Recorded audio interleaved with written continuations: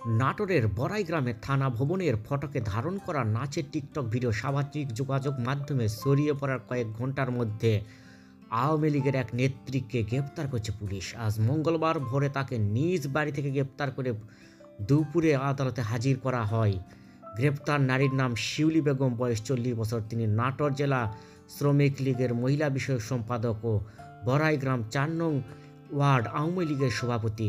গত উপজেলা পরিষদ নির্বাচনে মহিলা ভাইস চেয়ারম্যান পদে প্রতিদ্বন্দ্বিতা করেছিলেন এই আওয়ামী লীগ নেত্রী। তিনি নাটোর সদর উপজেলার চর তেরাবাড়ি গ্রামের মামুনুর রশিদের স্ত্রী। তবে বর্তমান তিনি বড়াই গ্রাম পৌর এলাকার লক্ষ্মীপুর মহল্লায় বাস করেন।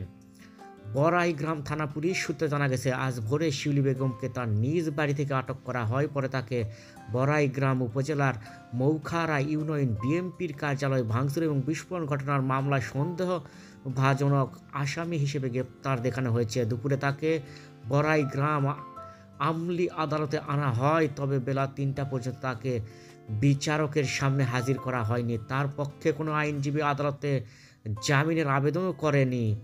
গতকাল সোমবার বিকেলে শিউলি বেগমের একটি নাচের টিকটক ভিডিও সামাজিক যোগাযোগ মাধ্যমে ছড়িয়ে পড়ে। 17 সেকেন্ডের এই ভিডিওটি ধারণ করা হয়েছিল বড়াই গ্রাম থানা ভবনের প্রধান ফটকের সামনে। সেখানে পুলিশ চোরের প্রেমে পড়েছে গানের তালে তালে তাকে নাচতে দেখা যায়। বড়াই গ্রাম থানার ভারপ্রাপ্ত কর্মকর্তা ওসি সিরাজুল ইসলাম বলেন, আমাদের অগোচরে ভিডিওটি ধারণ করা হয়েছে। আমরা লোকজনের মারফত ভিডিওটির খবর পেয়েছি। তাকে একটি বিস্ফোরক মামলায় গ্রেপ্তার দেখিয়ে আদালতে পাঠানো হয়েছে।